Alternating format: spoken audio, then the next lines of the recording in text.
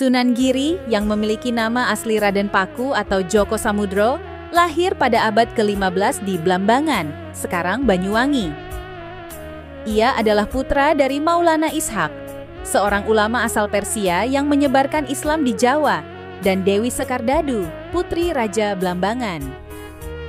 Menurut legenda, ketika masih bayi, Raden Paku dihanyutkan ke laut atas perintah kakeknya, Raja Blambangan, karena pengaruh Islam yang dibawa oleh Maulana Ishak tidak disukai di lingkungan kerajaan Hindu-Buddha Blambangan.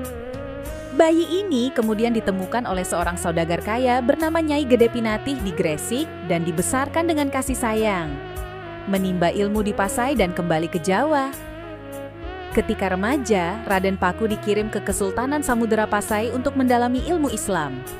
Di sana, ia belajar langsung dari ulama besar termasuk Syekh Zainal Abidin. Bersama dengan Raden Makhdum Ibrahim, Sunan Bonang, ia kemudian kembali ke Jawa untuk berdakwah. Mendirikan pesantren Giri dan peran dalam Wali Songo sekembalinya ke Jawa, Raden Paku diberi sebidang tanah di perbukitan Giri, Gresik, oleh Prabu Brawijaya dari Majapahit. Di sanalah ia mendirikan pesantren yang kemudian dikenal sebagai Pesantren Giri Kedaton. Pesantren ini berkembang pesat dan menjadi pusat pendidikan Islam yang sangat berpengaruh di Nusantara. Karena kebijaksanaannya, ia mendapat gelar Sunan Giri. Sebagai bagian dari Wali Songo, Sunan Giri dikenal sebagai ulama yang cerdas dalam menyebarkan Islam. Ia tidak hanya berdakwah di Pulau Jawa, tetapi juga ke wilayah lain seperti Madura, Lombok, Sulawesi, Kalimantan, dan Maluku. Sunan Giri sebagai pemimpin politik dan agama selain menjadi ulama, Sunan Giri juga memiliki pengaruh politik yang kuat.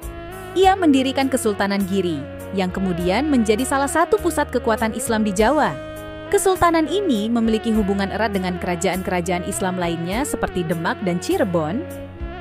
Sebagai pemimpin, Sunan Giri dikenal bijaksana dan memiliki peran dalam mengislamkan wilayah-wilayah yang masih kuat dengan pengaruh Hindu-Buddha. Bahkan, beberapa raja dari daerah lain mengakui otoritasnya dan sering meminta nasihat darinya.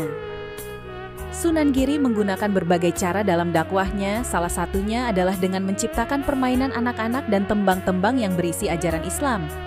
Beberapa permainan dan lagu yang dikaitkan dengan Sunan Giri antara lain, Jonggrang Kalapaking, Jorgulung, Cublak-Cublak Suweng.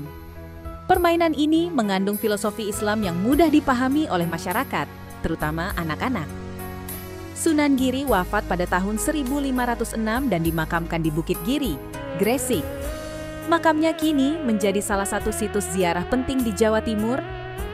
Setelah wafat, ajarannya diteruskan oleh keturunannya yang masih memimpin Kesultanan Giri hingga abad ke-17. Pengaruh Sunan Giri dalam Islamisasi Nusantara sangat besar. Ia tidak hanya dikenang sebagai ulama dan pemimpin spiritual, tetapi juga sebagai pemimpin politik yang memperkuat posisi Islam di tanah Jawa.